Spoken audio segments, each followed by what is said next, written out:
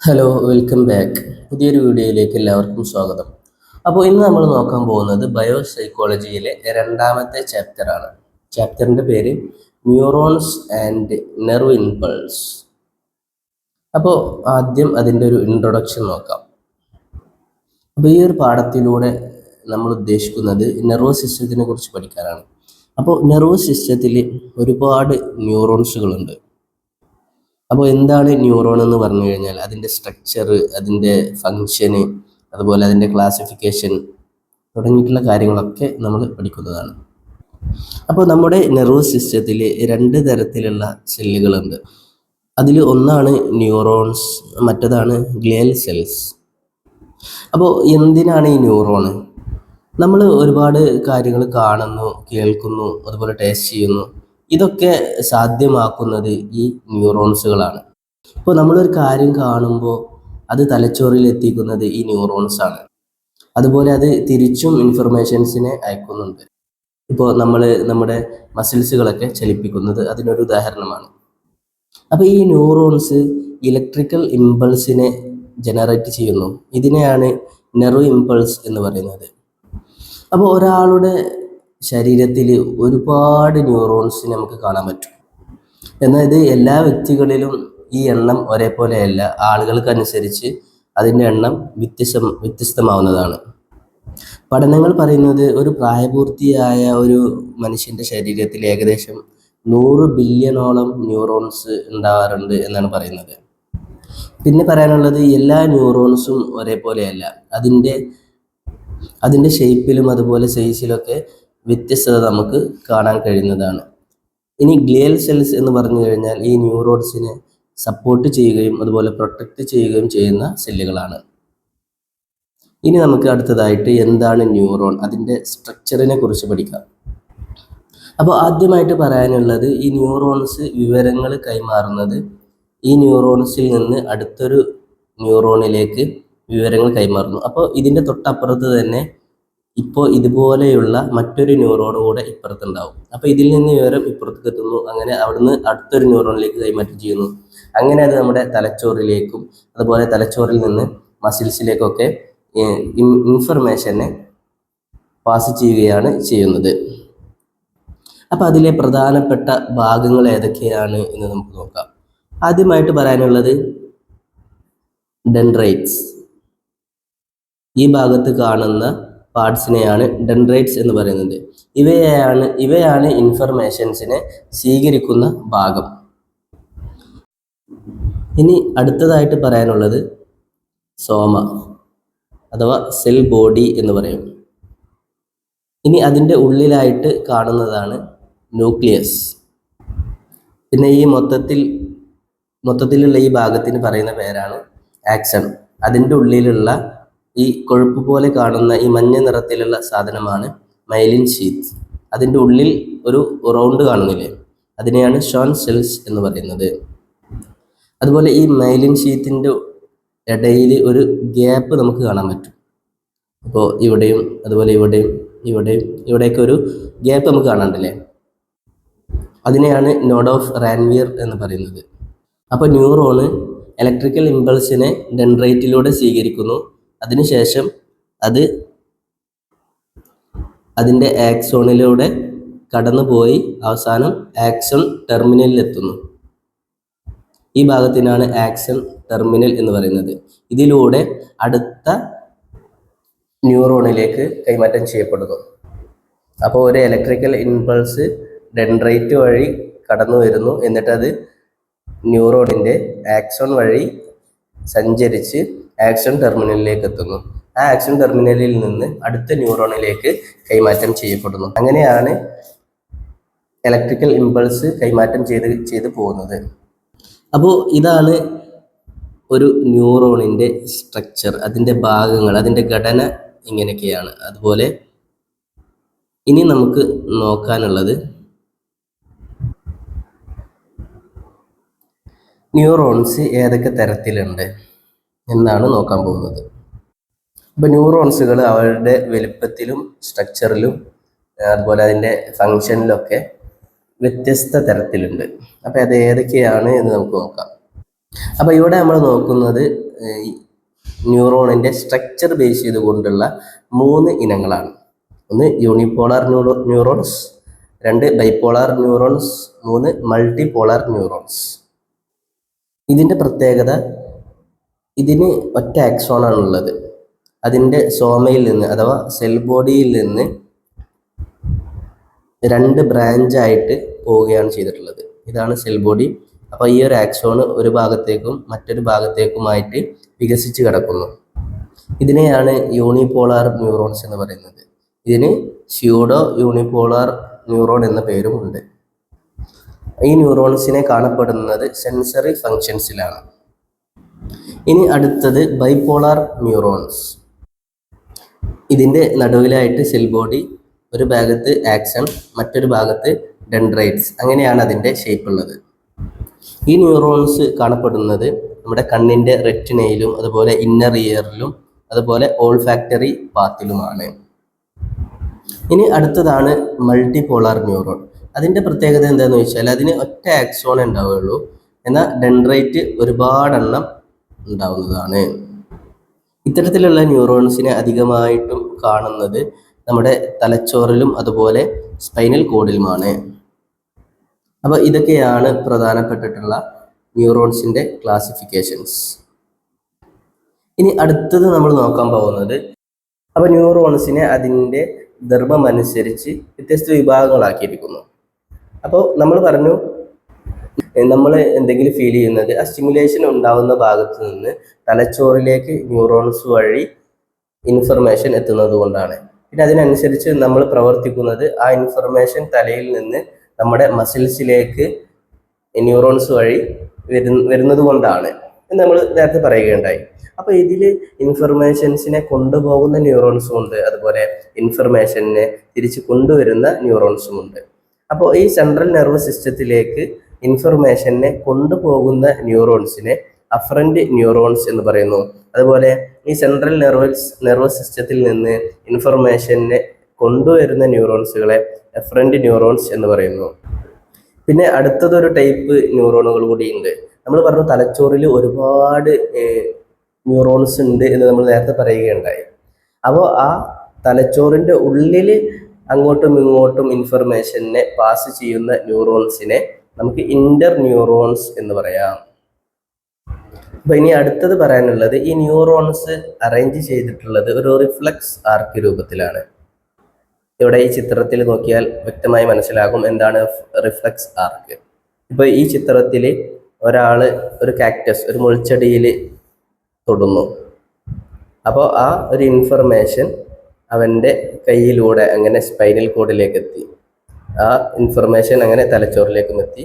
ഒരു സ്പൈനൽ കോഡിൽ നിന്ന് ഇൻഫർമേഷൻ ന്യൂറോൺസ് വഴി അവൻ്റെ മസിലിലേക്ക് എത്തുന്നു. അങ്ങനെ അവൻ ആ കൈ അവിടുന്ന് പെട്ടെന്ന് വലിക്കുന്നു. ഇതൊക്കെ ഫ്രാക്ഷൻസ് ഓഫ് സെക്കൻഡുകൾ കൊണ്ട് സംഭവിക്കുന്ന കാര്യങ്ങളാട്ടോ. പെട്ടെന്ന് നടക്കും. ഇനി അടുത്തത് നോക്കാൻ പോകുന്നത് ഒരു ന്യൂറോണിൻ്റെ ഫങ്ഷൻ എന്താണ്. ഇതുവരെ നമ്മൾ പറഞ്ഞതിൽ തന്നെ ഏകദേശം അതിൻ്റെ ഫങ്ഷൻസുകൾ എന്തൊക്കെയാണെന്നൊക്കെ നമ്മൾ പറഞ്ഞിട്ടുണ്ട്. അപ്പോൾ ഇതിൽ ഒന്നാമതായി പറയുന്നത് റിഫ്ലക്സ് ആക്ഷൻ. അതിൽ പ്രധാനപ്പെട്ട പങ്ക് വഹിക്കുന്നത് ഈ ന്യൂറോൺസ് ആണ്. അതെന്താണ് നമ്മൾ നേരത്തെ പറഞ്ഞു. അതുപോലെ നമ്മൾ ഇനി പഞ്ചേന്ദ്രിയങ്ങൾ കൊണ്ട് അനുഭവിക്കുന്ന എല്ലാ കാര്യങ്ങളും അതൊക്കെ സാധ്യമാകുന്നത് ഈ ഒരു ന്യൂറോൺസിൻ്റെ പ്രവർത്തനങ്ങൾ വഴിയാണ്.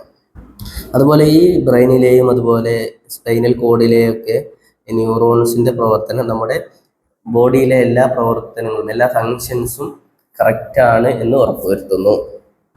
അടുത്തതായി പറയാനുള്ളത്, ഈ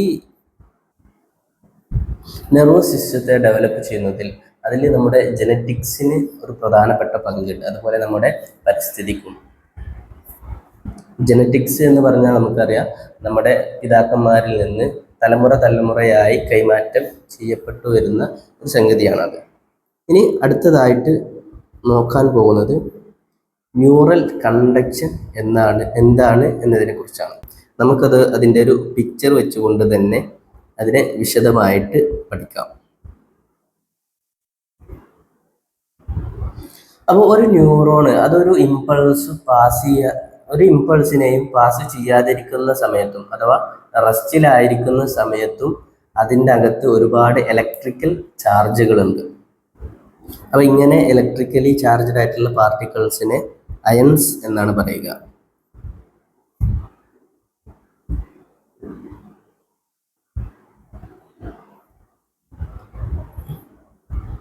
അപ്പോൾ ഇതാണ് സെൽ മെമ്പറൈൻ എന്ന് പറയുന്നത്. പിന്നെ ഇത് ആ സെല്ലിൻ്റെ ഉൾഭാഗമാണ്, ഇത് സെല്ലിൻ്റെ പുറംഭാഗമാണ്. അപ്പോൾ ഈ സെൽ മെമ്പറൈൻ്റെ അകത്ത് കൂടുതലായിട്ടും നെഗറ്റീവ് ചാർജാണ് ഉണ്ടാവുക. അതുപോലെ സെൽ മെമ്പറൈൻ്റെ പുറത്ത് കൂടുതലായിട്ട് കാണപ്പെടുന്നത് പോസിറ്റീവ് ചാർജുകളാണ്. അപ്പോൾ ഇവിടെ കുറേ Na+, അതുപോലെ Cl- ഇങ്ങനെയൊക്കെ കാണാണ്ടല്ലേ. എന്താണത്? ഈ Na+ എന്ന് പറഞ്ഞാൽ അത് സോഡിയമാണ്. അതിൻ്റെ ഒപ്പമുള്ള Cl- ക്ലോറൈഡാണ്. അപ്പോൾ സെൽ മെമ്പറൈൻ്റെ പുറത്ത് കൂടുതലായിട്ട് കാണപ്പെടുന്നത് സോഡിയമാണ്. അതുപോലെ ആ സോഡിയത്തിൻ്റെ ഒപ്പം അതിനെ ബാലൻസ് ചെയ്യുന്നതിന് വേണ്ടി ക്ലോറൈഡായ നെഗറ്റീവ് ചാർജിനെയും നമുക്ക് കാണാൻ കഴിയും. അതുപോലെ ഇനി ഈ സെൽ മെമ്പറൈൻ്റെ അകത്ത് നമുക്ക് കൂടുതലായിട്ട് കാണാൻ കഴിയുന്നത് ഈ K+ ആണ് അല്ലേ. എന്താണ് ഈ K+ എന്ന് പറഞ്ഞു കഴിഞ്ഞാൽ അത് പൊട്ടാസ്യം. ഈ K+ ആണ് പൊട്ടാസ്യം. അപ്പോൾ സെൽ മെമ്പറൈൻ്റെ അകത്ത് കൂടുതലായിട്ട് കാണപ്പെടുന്നത് പൊട്ടാസ്യമാണ്. അപ്പോൾ ആ പൊട്ടാസ്യത്തിൻ്റെ ഒപ്പം ഒരു A എന്ന് എഴുതിയിട്ട് A- കാണാണ്ട് അല്ലേ. അതെന്താണ്? അപ്പോൾ ഈ പൊട്ടാസ്യത്തിൻ്റെ കൂടെ കാണുന്ന ഈ A- അത് പ്രോട്ടീൻസ് ആണ്. അപ്പോൾ ഇനി അടുത്തതൊരു സംശയം ഉണ്ടാവുക, എന്തുകൊണ്ട് അകത്ത് കൂടുതൽ നെഗറ്റീവ് ആണ് എന്ന് പറഞ്ഞു, പുറത്ത് കൂടുതൽ പോസിറ്റീവ് ആണ് എന്ന് പറഞ്ഞു. എന്നാൽ നമുക്ക് ചിത്രത്തിൽ നോക്കുമ്പോൾ പുറത്തും നെഗറ്റീവ് കാണാനുണ്ട്, അതുപോലെ പോസിറ്റീവും ഉണ്ട്, അകത്തും പോസിറ്റീവും ഉണ്ട്, നെഗറ്റീവും ഉണ്ട്. പിന്നെ എന്തുകൊണ്ടാണ് ഇത് റെസ്റ്റിംഗ് പീരീഡിലായിരിക്കുന്ന സമയത്ത് അകത്ത് നെഗറ്റീവാണ് കൂടുതൽ, പുറത്ത് പോസിറ്റീവാണ് കൂടുതൽ എന്ന് പറയാൻ കാരണം? ആദ്യം പറയാനുള്ളത്, ഈ പൊട്ടാസ്യവും അതുപോലെ സോഡിയവും ഒക്കെ അകത്തേക്കും പുറത്തേക്കും കടക്കുന്നത് അത് ഓരോ ചാനൽസ് വഴിയാണ്. അപ്പോൾ എല്ലായിടത്തും കൂടിയും അവർക്ക് തോന്നിയ പോലെ കയറാനും ഇറങ്ങാനും കഴിയില്ല. സോഡിയത്തിന് കയറണമെങ്കിൽ സോഡിയം ചാനൽ വേണം, അതുപോലെ പൊട്ടാസ്യത്തിന് കയറണമെങ്കിൽ പൊട്ടാസ്യം ചാനൽ വഴിയാണ്. പിന്നീട് ഈ പൊട്ടാസ്യത്തിൻ്റെയും സോഡിയത്തിൻ്റെയും കാര്യം പറയുകയാണെങ്കിൽ, പൊട്ടാസ്യത്തിന് വോൾട്ടേജ് ചാനൽസുമുണ്ട്, അതുപോലെ ലീക്കേജ് ചാനൽസുമുണ്ട്. എന്നാൽ ഈ പാവം സോഡിയത്തിന് വോൾട്ടേജ് ചാനൽ മാത്രമേ ഉള്ളൂ. അപ്പോൾ ഈ പൊട്ടാസ്യത്തിന് ലീക്കേജ് ചാനൽ ഉണ്ടായത് കൊണ്ട് തന്നെ ഏത് സമയത്ത് വേണമെങ്കിലും പൊട്ടാസ്യത്തിന് ഇഷ്ടം പോലെ പുറത്തേക്ക് കടക്കാൻ കഴിയും. ഇപ്പോൾ ഇവിടെ ഈ ചിത്രത്തിൽ കാണുന്നത് പൊട്ടാസ്യത്തിൻ്റെ ലീക്കേജ് ചാനലാണ്. അതുവഴി പൊട്ടാസ്യത്തിന് പുറത്തേക്ക് കടക്കാൻ കഴിയുന്നതാണ്. അപ്പോൾ ഈ പൊട്ടാസ്യം ഇങ്ങനെ പുറത്തേക്ക് കടക്കുന്ന സമയത്ത് എന്ത് സംഭവിക്കും? ഇവിടുന്ന് ഒരു പൊട്ടാസ്യം പുറത്തേക്ക് കടക്കുന്നു. അപ്പോൾ അതിൻ്റെ ഒപ്പമുള്ള പ്രോട്ടീൻസ് പുറത്ത് കടക്കുന്നില്ല. അപ്പോൾ ഒരു പോസിറ്റീവ് ചാർജ് പുറത്തേക്ക് പോയി ആ നെഗറ്റീവ് ചാർജ് അവിടെ തന്നെ നിൽക്കുകയാണ്. അങ്ങനെ അടുത്തൊരു പൊട്ടാസ്യം പുറത്തേക്ക് കടക്കുന്നു. അപ്പോൾ ആ പൊട്ടാസ്യത്തിൻ്റെ ഒപ്പമുള്ള നെഗറ്റീവ് അവിടെ തന്നെ നിൽക്കുകയാണ്. അപ്പോൾ പുറത്തേക്ക് ഒരു പോസിറ്റീവും പാടെ പോകുന്നു, അകത്ത് ആ നെഗറ്റീവ് വീണ്ടും നിലനിൽക്കുകയാണ്. അങ്ങനെ അടുത്ത പൊട്ടാസ്യം പുറത്തേക്ക് പോകുന്നു. അപ്പോൾ ആ പോസിറ്റീവ് ചാർജ് പുറത്തേക്ക് പോകുന്നു, അകത്ത് അപ്പോഴും ആ പ്രോട്ടീൻസ് അവിടെ ഉണ്ട്, ആ നെഗറ്റീവ് ചാർജ് അവിടെ തന്നെ നിൽക്കുകയാണ്. അങ്ങനെ ഇതിൻ്റെ അകത്ത് ഒരുപാട് പോസിറ്റീവ് ചാർജുകൾ കൂടുന്നു. ഈ ലീക്കേജ് ചാനലിൻ്റെ പ്രത്യേകത എന്ന് പറഞ്ഞാൽ അത് എല്ലാ സമയത്തും ഓപ്പൺ ആണ്. എന്നാൽ ഈ വോൾട്ടേജ് ചാനൽ അത് ചില പ്രത്യേക സമയത്ത് മാത്രമേ ഓപ്പൺ ആവുകയുള്ളൂ. ആ ഇമ്പൾസ് വരുന്ന ഇലക്ട്രിക്കൽ ഇമ്പൾസ്, നെർവ് ഇമ്പൾസ് വരുന്ന സമയത്ത് മാത്രമേ ഈ വോൾട്ടേജ് ചാനൽ പ്രവർത്തിക്കുകയുള്ളൂ. അപ്പോൾ ആ സമയത്ത് മാത്രമേ പൊട്ടാസ്യത്തിനും അതുപോലെ കാൽസ്യത്തിനും പാടെ അങ്ങോട്ടും ഇങ്ങോട്ടും മാറാൻ കഴിയുകയുള്ളൂ. അപ്പോൾ നെർവ് ഇമ്പൾസ് വരുന്ന സമയത്ത് ഈ സോഡിയം ചാനലും അതുപോലെ പൊട്ടാസ്യം ചാനലും ഓപ്പൺ ആവുകയുള്ളൂ. എന്നാൽ ഈ പൊട്ടാസ്യത്തിൻ്റെ ലീക്കേജ് ചാനൽ ഏത് സമയത്തും തുറന്നിട്ടത് കൊണ്ട് അവൻക്ക് പൊട്ടാസ്യത്തിന് ഏത് സമയത്ത് വേണമെങ്കിലും പുറത്തു പോകാം. അങ്ങനെ പോസിറ്റീവ് ചാർജ് പുറത്തു പോവുകയും അതിനൊപ്പമുള്ള നെഗറ്റീവ് ചാർജ് ഉള്ളിൽ തന്നെ നിൽക്കുകയും ചെയ്തപ്പോൾ അകത്ത് നെഗറ്റീവ് ചാർജുകൾ കൂടുതലായി. അതുകൊണ്ടാണ് പറയുന്നത് ഈ സെല്ലിനകത്ത് നെഗറ്റീവ് ചാർജ് കൂടുതലും പുറത്ത് പോസിറ്റീവ് ചാർജ് കൂടുതലുമാണ്. മനസ്സിലായിട്ടുണ്ടാവും എന്ന് വിചാരിക്കുന്നു. എന്നാൽ അടുത്തൊരു സംശയമുണ്ട്, അങ്ങനെ എല്ലാ പൊട്ടാസ്യത്തിനും പുറത്തേക്ക് അങ്ങനെ പോകാൻ കഴിയുമോ? അത് കഴിയില്ല. ഈ ഭാഗത്ത് നെഗറ്റീവ് ചാർജ് കൂടുന്ന സമയത്ത് പിന്നീട് പൊട്ടാസ്യത്തിന് പുറത്തേക്ക് കടക്കാൻ കഴിയില്ല. പിന്നീട് അടുത്തൊരു കാര്യം പറയാനുള്ളത്, ഈ പൊട്ടാസ്യത്തിന് പുറത്തേക്ക് കടക്കാൻ ഈ ത്വര ഉണ്ടാവാൻ കാരണം എന്താ? കാരണം പൊട്ടാസ്യത്തിന് സെല്ലിൻ്റെ അകത്ത് കോൺസെൻട്രേഷൻ വളരെ കൂടുതലാണ്, പുറത്ത് കുറവാണ്. ആയതിനാൽ കൂടുതൽ കോൺസെൻട്രേഷൻ ഉള്ള സ്ഥലത്ത് നിന്ന് കുറവ് കോൺസെൻട്രേഷൻ ഉള്ള സ്ഥലത്തേക്ക് പോകാൻ പൊട്ടാസ്യത്തിന് ത്വരയുണ്ടാകുന്നു. ഈ ഒരു പ്രക്രിയയെ പറയുന്ന പേരാണ് ഡിഫ്യൂഷൻ.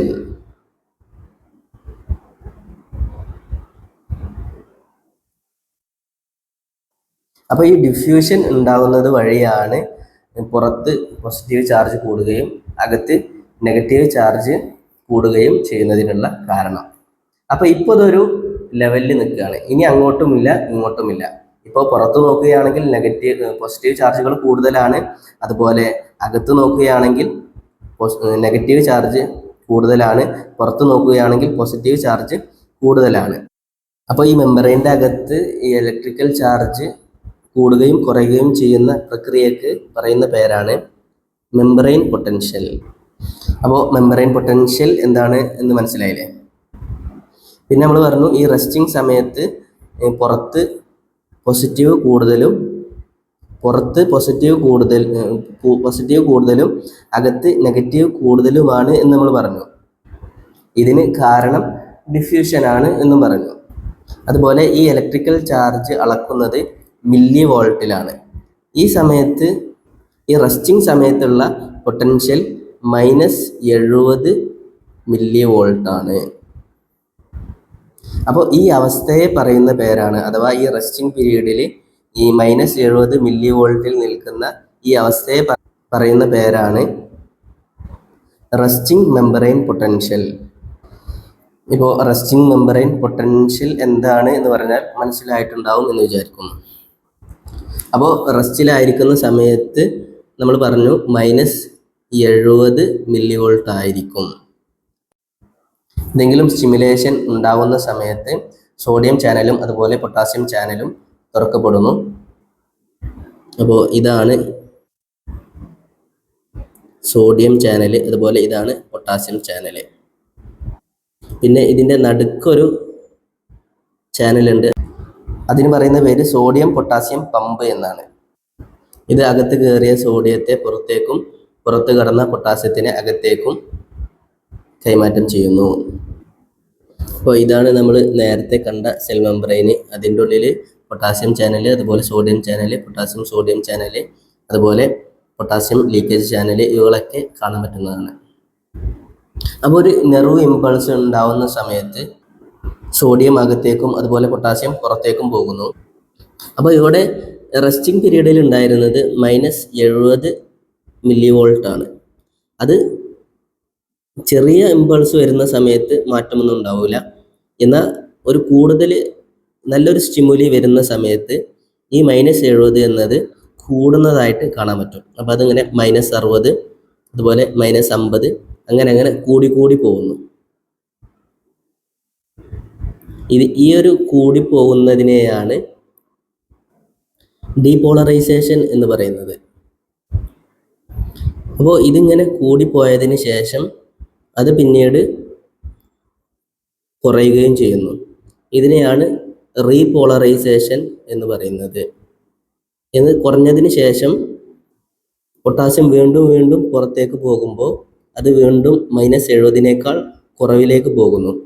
അതിന് ഹൈപ്പർ പോളറൈസേഷൻ എന്ന് പറയുന്നു. എന്നാൽ ഇതിന് ശേഷം അത് പഴയ സ്ഥിതിയിലേക്ക് തന്നെ ആവുകയും ചെയ്യുന്നു. അപ്പോൾ ഇങ്ങനെയാണ് ഇതിൻ്റെ ഏകദേശം ഘടന കിടക്കുന്നത്. എല്ലാവർക്കും മനസ്സിലായിട്ടുണ്ടാവുമെന്ന് വിചാരിക്കുന്നു. ഏതെങ്കിലും ഭാഗം മനസ്സിലായിട്ടില്ലെങ്കിൽ കമൻറ്റിലൂടെ ചോദിച്ചാൽ അതിന് മറുപടി തരുന്നതായിരിക്കും. അപ്പോൾ ഇനി അടുത്തതായിട്ട് നമുക്ക് നോക്കാനുള്ളത് സിനാപ്റ്റിക് ട്രാൻസ്മിഷനാണ്.